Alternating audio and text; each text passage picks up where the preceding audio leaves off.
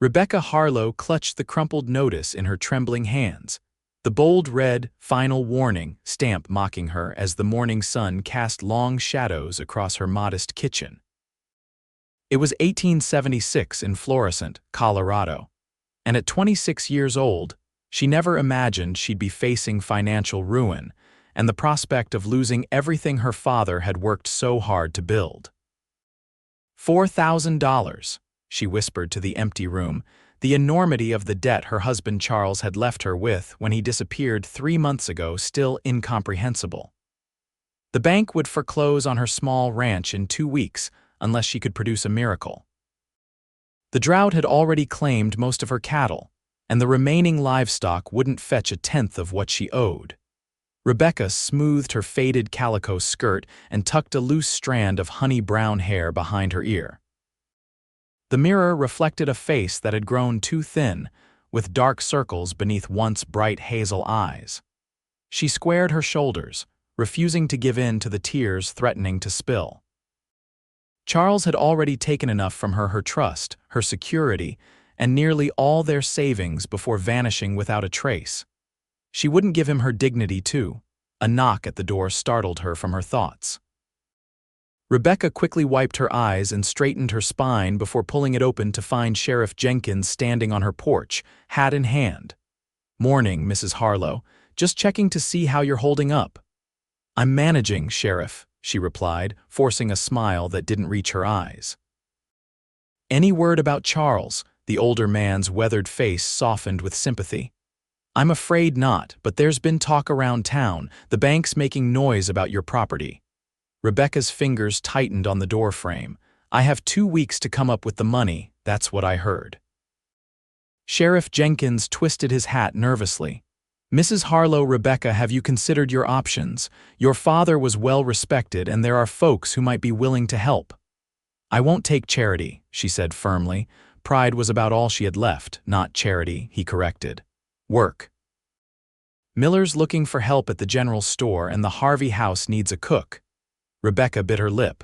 Working in town might bring in a few dollars, but nothing close to what she needed to save her home. "Thank you, Sheriff. I'll consider it." After he left, Rebecca sank into a kitchen chair, head in her hands. How had everything fallen apart so quickly? Just a year ago, she and Charles had seemed to have a promising future.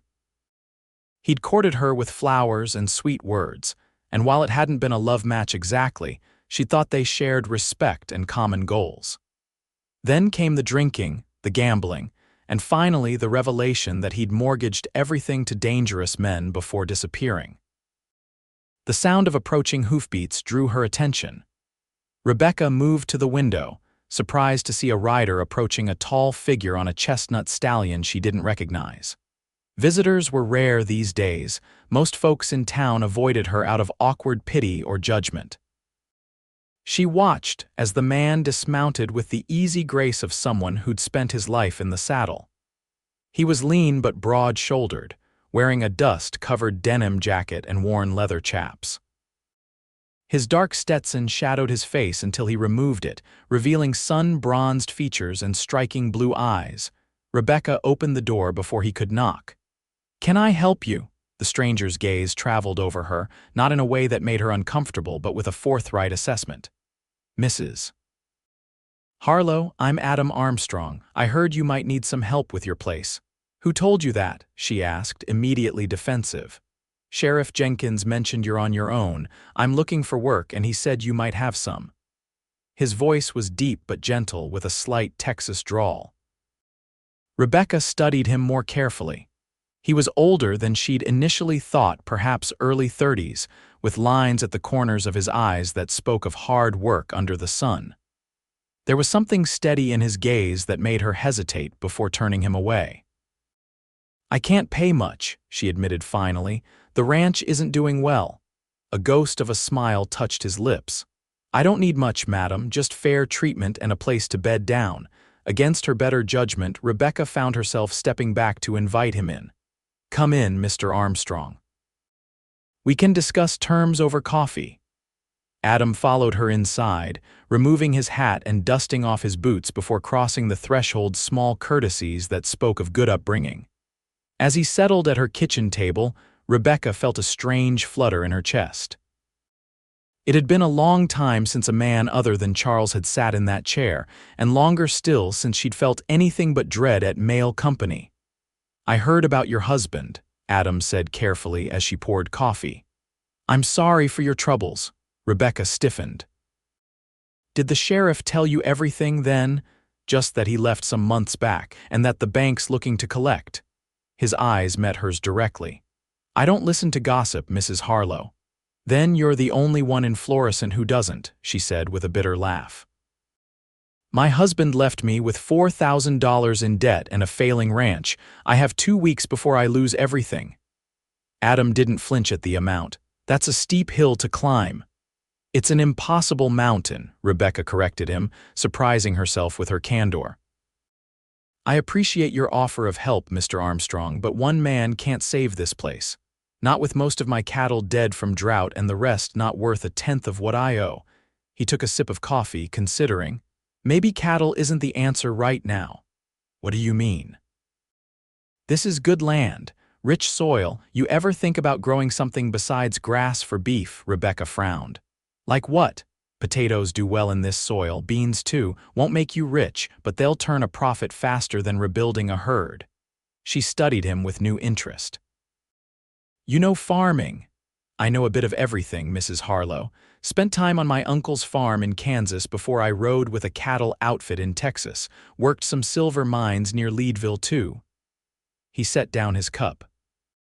$4,000 is a lot of money, but it's not impossible if you're willing to consider new approaches." For the first time in months, Rebecca felt a tiny spark of hope. "Even if I wanted to try, I don't have seed money or the manpower." Adam's expression remained calm. "I've got some savings. Not enough to clear your debt, but enough to get started. As for manpower, you've got me, and I work harder than most pairs of men." "Why would you help a stranger?" she asked bluntly. "What's in it for you? A fair wage eventually, a purpose, and I like a challenge." His smile was brief but genuine. "Plus, this valley's the prettiest I've seen in my travels. Wouldn't mind putting down roots somewhere like this." Rebecca should have been suspicious of this convenient appearance, this too good to be true offer. But something in his steady gaze made her want to trust him. "I can offer room and board to start," she said slowly, "and a share of whatever we manage to salvage. But Mr. Armstrong, I need to be clear, I'm not looking for another husband or any complications." He nodded respectfully. "Understood, Mrs. Harlow. I'm offering my hands for work, nothing more." But as he spoke, something passed between them, a current of understanding and perhaps something deeper that neither was ready to acknowledge. Rebecca extended her hand, and when Adam took it in his calloused grip, she felt steadier than she had in months. "Then we have a deal, Mr. Armstrong." "Adam," he corrected gently. "If we're going to work together, you should call me Adam." "Rebecca," she offered in return, and for the first time since Charles had vanished, she felt like herself again. The next morning, Rebecca woke at dawn to find Adam already outside, assessing the property. She watched from the porch as he walked the fenced pasture, occasionally kneeling to examine the soil. There was something reassuring about his methodical approach, so different from Charles's impulsive schemes. "Morning," she called, bringing him a cup of coffee. "What's the verdict?" Adam accepted the mug gratefully. "Better than I expected. Your south field has good drainage and exposure. We could plant a quick crop there within days." "That quickly, if we work fast. First, though, we need to see what can be salvaged from your remaining herd." He glanced toward the sparse cattle visible in the distance. "How many head you got left?" 12, Rebecca admitted. "Down from nearly 50 last year." Adam nodded, unsurprised. "I'll ride out and check their condition. With your permission, we might consider selling all but a breeding pair. Use that money for seed and supplies. You think someone would buy them in this condition? Butcher in Colorado Springs might. They won't bring top dollar, but it's something." He hesitated. "There's one more thing. Your barn needs work before winter hits. Roof's got some weak spots." Rebecca sighed, adding it to her mental list of impossible expenses. "One problem at a time, I suppose." Adam surprised her with a gentle touch on her arm, brief but reassuring. "We'll tackle them together. You're not alone anymore, Rebecca." The simple statement nearly undid her. How long had she been carrying everything by herself? Even before Charles left, his drinking had made him more burden than partner. Fighting back unexpected tears, she simply nodded. "I appreciate that, Adam, more than I can say." Over the next few days, they fell into a rhythm of hard work. Adam rode out early to round up the remaining cattle, while Rebecca repaired fences and cleared the south field. They ate simple meals together, too tired for much conversation, but slowly Rebecca found herself opening up about her life. "My father built this place from nothing," she told Adam one evening as they sat on the porch, watching the sunset paint the distant mountains. "He came west after the war with nothing but determination. He raised a daughter with the same quality," Adam observed quietly. Rebecca smiled faintly. "I hope so. When he died 3 years ago, I thought Charles would help me carry on his legacy. Instead," she trailed off, still unable to fully articulate the betrayal. "Some men aren't cut out for responsibility," Adam said, his voice carefully neutral. "Your husband, he leave any clues where he went?" "Just debts and a letter saying I'd be better off without him." Rebecca twisted her wedding ring, a habit she hadn't been able to break. "Sheriff thinks he headed to California, or maybe he's dead in a ditch somewhere. Either way, the bank doesn't care, they just want their money." Adam was quiet for a moment. "4,000 is still a mountain to climb, but we've made a start. I spoke to Miller in town today. He'll take 8 of your cattle at a fair price considering their condition." Rebecca calculated quickly. "That might bring $300 at most." "350, Adam corrected. "I convinced him they're worth it, and I spoke to Whitaker at the bank. He's willing to discuss terms if we can make a good faith payment." "You went to the bank?" Rebecca asked, startled and a little affronted that he'd taken such initiative without consulting her. Adam seemed to sense her discomfort. "Just to test the waters. It's your decision what to do, of course, but Whitaker's not unreasonable. If he sees legitimate effort and some money coming in, he might extend your deadline." Rebecca considered this. "Charles always said Whitaker was a hard man. Maybe he just didn't like your husband," Adam suggested with the first hint of judgment he'd shown toward Charles. Despite herself, Rebecca laughed. "That would put him in company with half the town by the end." Her expression sobered. "Thank you for doing that, for caring enough to try." "Don't thank me yet," Adam cautioned. "We've still got a long road ahead." The following week brought both progress and setbacks. The cattle sale went through, providing much-needed cash. Adam invested some of his own savings in potato seed, and together they planted the south field. But a fierce thunderstorm damaged part of the barn roof, forcing them to spend precious resources on lumber for repairs. Rebecca found herself watching Adam as he worked, admiring not just his physical strength but his quiet competence. He never complained, never made her feel indebted, and always sought her opinion before making decisions. It was a partnership unlike anything she'd experienced with Charles, who had treated her as a possession rather than an equal. One evening, as they finished the barn repairs just as darkness fell, Rebecca realized something had shifted between them. When Adam helped her down from the ladder, his hands lingering briefly at her waist, she didn't step away as quickly as she should have.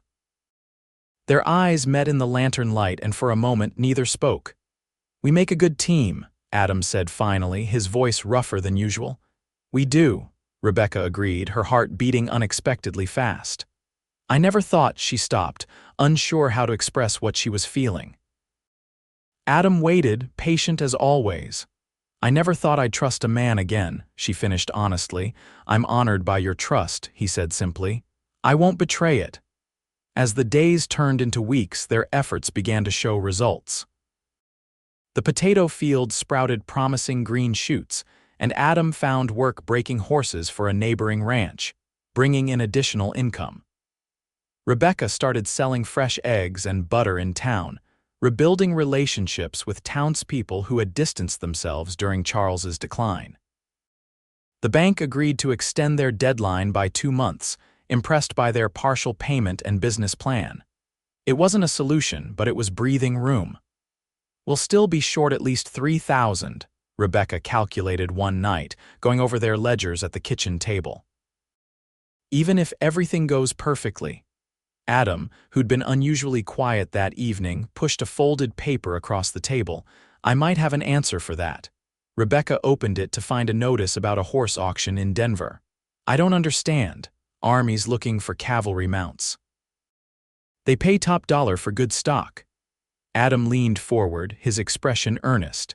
"There's a wild herd in the high valley about 20 miles north. I spotted them while hunting last week." "Wild horses. You want to capture and break wild horses in less than 2 months." Rebecca stared at him incredulously. "It's what I do best," Adam said simply. "I've got contacts who can help. If we can bring in 10 good horses, broken and trained basic commands, we could clear 2,000. Rebecca's mind raced with the possibilities and the risks. "It's dangerous work." "Yes," he acknowledged, "but I've done it before." She studied his face, searching for signs of recklessness or bravado, but finding only calm determination. "You do this for me, risk your safety for my ranch." Something flickered in Adam's eyes. "Not just for you, Rebecca, for us." The word hung between them, laden with meaning neither was ready to fully address. Rebecca felt a warmth spread through her chest even as practical concerns crowded her mind. "We need help," she said finally. "Supplies, additional hands." Adam nodded. "I've thought it through. 3 men from the Morrison Ranch would join us for a cut. We'd need to build temporary corrals, gather supplies. More expenses before any return," Rebecca noted, though without rejection in her tone. "I've got the money for that part," Adam assured her. "Consider it my investment in our future." Our future. Again, those words that hinted at something more than a business arrangement. Rebecca found she didn't want to correct him or clarify boundaries that were becoming increasingly blurred in her own heart. "When would you start?" she asked instead. "Tomorrow, if you agree." His gaze was steady on hers. "But Rebecca, I need to know you're with me on this. It's your ranch, your decision." In that moment, Rebecca saw clearly what kind of man Adam truly was, one who could have taken control, made decisions without her, perhaps even saved her from herself. Instead, he continuously affirmed her authority and respected her choices. "I'm with you," she said softly, reaching across the table to cover his hand with hers. "All the way." Something changed between them that night, an acknowledgement of feelings that had been growing steadily beneath the surface of their practical partnership. Though no words of love were spoken, when their hands touched across the table, neither pulled away for a long time. The wild horse venture consumed the next several weeks. Adam and his recruited men constructed temporary corrals in the high valley, while Rebecca managed the ranch and coordinated supplies. She insisted on joining them for the actual roundup, proving herself an excellent rider despite her lack of experience with wild horses. "My father taught me to ride before I could walk," she explained when Adam expressed concern for her safety. "And I'm not staying behind while you take all the risks." The capture of the wild herd was exhilarating and terrifying in equal measure. Rebecca watched in awe as Adam demonstrated an almost supernatural connection with the animals, approaching the lead stallion with a calm authority that eventually won the horse's grudging respect. Over 10 grueling days, they managed to corral 14 horses, more than they'd hoped for. The work of breaking and training them would take weeks more, but Adam's expertise proved invaluable. He had a gentle hand with the animals, using patience rather than force to win their trust. "You're remarkable with them," Rebecca observed one evening, watching Adam work with a spirited bay mare. "Where did you learn this?" Adam's expression grew distant. "My father raised horses in Texas. He could be a hard man, but he taught me that brutality only creates fear, not loyalty." He stroked the mare's neck as she finally accepted the saddle without bucking. "Animals are honest. Treat them with respect, they'll give it back tenfold." "Is that true of people too?" Rebecca asked softly. Adam's eyes found hers. "The good ones, yes." As they worked side by side day after day, Rebecca found herself falling for this quiet, honorable man who had appeared in her life when she needed him most. It wasn't just gratitude she felt, but a deep appreciation for who he was: his integrity, his patience, his unwavering support. Yet something held her back from expressing these feelings. Perhaps it was fear of being vulnerable again, or doubt about what Adam truly wanted from their relationship. Did he see her as a business opportunity, a charity case, or something more? Her answer came unexpectedly one stormy night in late October. They'd been working in the barn when a violent thunderstorm erupted, forcing them to take shelter there rather than make a dash for the house. Soaked and chilled, they huddled near a small fire Adam built in the old forge. "You're shivering," he observed, removing his jacket and placing it around her shoulders despite his own drenched state. "So are you," Rebecca countered, but accepted the warmth gratefully. "This reminds me of the night we met. Another storm was brewing then too." "Not all storms are destructive," Adam said quietly. "Some clear the air, make way for new growth." Rebecca looked up at him, finding his eyes intent on her face. "Adam, why did you really stay?" "All these months, working alongside me, investing your own money, risking your safety, what made it worth it to you?" For once, Adam seemed at a loss for words.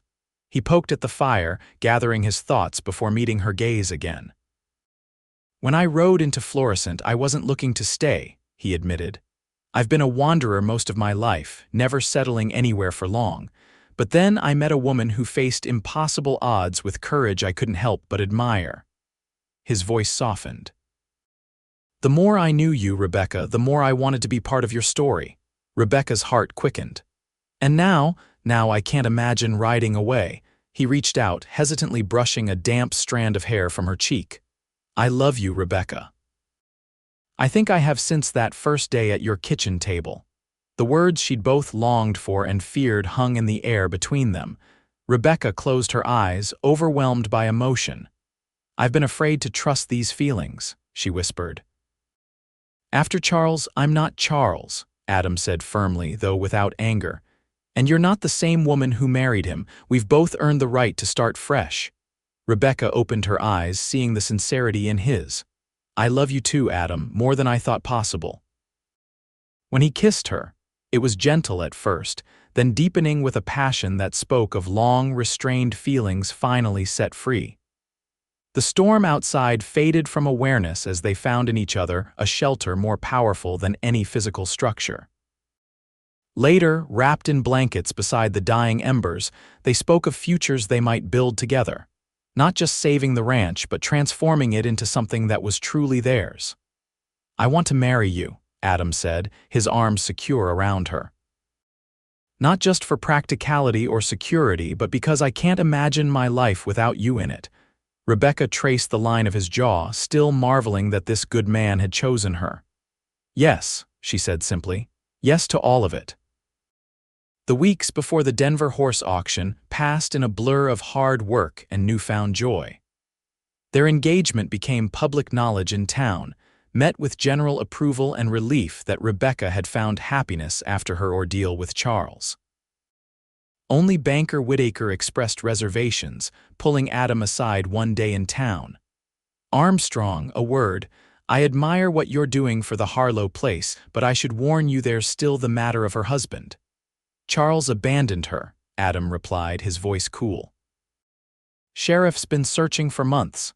"Yes, but without proof of death, she's still legally married." Whitaker's expression was grave. "I'm not trying to interfere, just warning you there could be complications." Adam had considered this problem already. "We're looking into legal options." "But my commitment to Rebecca doesn't change, regardless of paperwork." The auction in Denver exceeded their expectations. The Army purchased 12 of their horses for a sum that, combined with their other efforts, would clear the majority of the debt. They returned to Florissant triumphant, only to find Sheriff Jenkins waiting at the ranch with news. "They found Charles," he said without preamble, "in a mining camp near Sacramento. Seems he's been there almost since he left." Rebecca felt Adam's hand tighten around hers. "Is he coming back?" She asked, dreading the answer. The sheriff shook his head. No, madam, he's dead, killed in a card game dispute 3 weeks ago. A complex wave of emotions washed over Rebecca: relief, a strange grief for what might have been, and finally, a sense of closure. Thank you for telling us, Sheriff. After he left, Rebecca and Adam sat on the porch steps in silence for a long time. I'm sorry, Adam finally said. Whatever he did, he was your husband once. Yes, Rebecca acknowledged, and part of me mourns the man I thought he was when we married. But Charles and I were finished long before he physically left. She turned to Adam. This doesn't change anything between us except to make our path clearer. In the months that followed, the transformation of the Harlow ranch, soon to be the Armstrong ranch, continued with renewed energy. The debt was fully cleared by Christmas, a milestone they celebrated with a small gathering of newfound friends and supporters from town. Their wedding took place on a crisp spring day in 1877, with the mountains as their witness and wildflowers covering the rejuvenated fields. Rebecca wore a simple ivory dress and carried blooms from their own garden. Adam, handsome in a new suit, watched her approach with undisguised adoration. I never believed in second chances, Rebecca said in her vows, until you showed me that some endings are really beginnings in disguise. I was a drifter with nowhere to call home, Adam replied, until I found everything I was looking for in your eyes. As they exchanged rings, Rebecca realized how far they had come from that desperate morning when she'd held the foreclosure notice in her trembling hands. The mountain of debt that had seemed insurmountable had been conquered, not just through hard work and ingenuity, but through partnership and love. Their first year of marriage brought challenges, as all new ventures do, but also immeasurable joy. The potato crop became a reliable source of income, supplemented by Adam's growing reputation as a horse trainer. They added a small apple orchard and began construction on a larger barn to accommodate their expanding business. When Rebecca discovered she was expecting their first child, Adam's reaction was everything she could have hoped for: pure joy mixed with protective tenderness that made her love him even more. A baby needs a proper home, he declared, and set about adding a nursery to their house, crafting the furniture himself from local pine. Their son, Joseph Thomas Armstrong, was born on a winter night in 1878, with snow falling gently outside and a warm fire crackling in the hearth.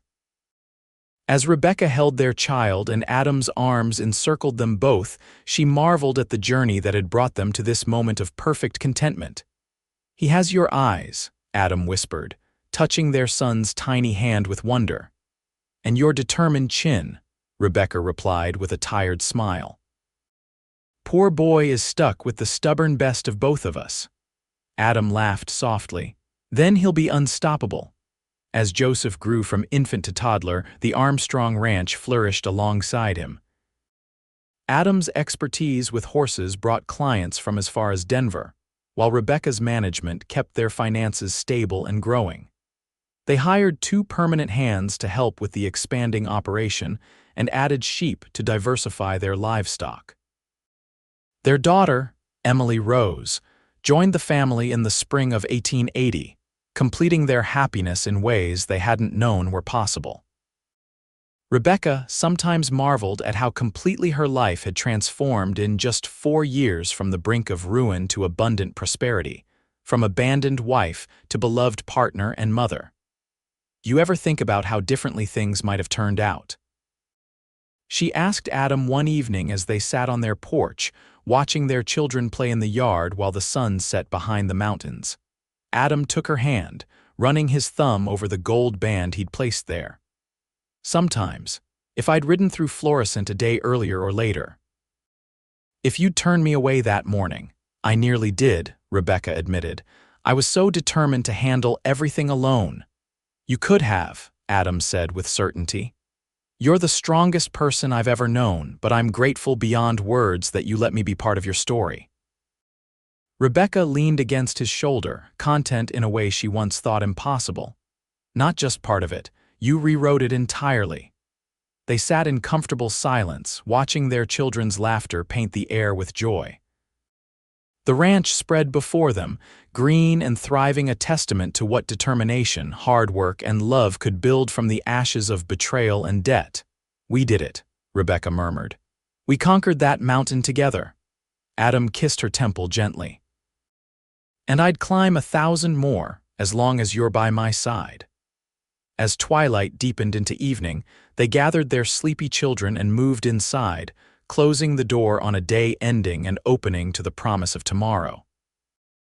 The ranch that had once represented Rebecca's greatest burden had become the foundation of their greatest blessing, a home filled with love, purpose, and the family they had built together. In the years that followed, the Armstrong Ranch became one of the most prosperous in the county. Adam's reputation as a horse trainer spread throughout Colorado Territory, while Rebecca's business acumen ensured their continued financial success. They added another son, William James, in 1883, and their family was complete. The children grew strong and capable under their parents' loving guidance, learning the value of hard work, integrity, and compassion. Joseph inherited his father's way with horses. Emily showed a keen mind for numbers like her mother, and young William revealed a talent for working the land. Rebecca and Adam's partnership deepened with each passing year, their love growing richer through shared triumphs and occasional hardships. They weathered storms, both literal and figurative, always finding strength in each other when challenges arose. Sometimes, on quiet evenings when the children were asleep, Rebecca would recall the desperate woman she had been on that fateful day when Adam first rode up to her door. The mountain of debt that had seemed insurmountable then was now a distant memory, replaced by a wealth that couldn't be measured merely in dollars and cents. Adam had offered his hands when she needed help, and his heart when she needed love. Together, they had built something neither could have created alone, a legacy of love that would endure long after they were gone, in the land they nurtured, and the children they raised. And Rebecca knew, with the peaceful certainty of a woman truly blessed, that no gold mine or cattle fortune could ever compare to the riches she had found in the arms of her cowboy, who had seen value in her when she had forgotten her own worth. Their love story, born of desperation and debt, had blossomed into the greatest treasure of all, a shared life, built with courage, commitment, and unwavering devotion. In the wide, wild expanse of Colorado's frontier, they had created their own paradise, proving that sometimes the most unlikely beginnings can lead to the most beautiful destinies.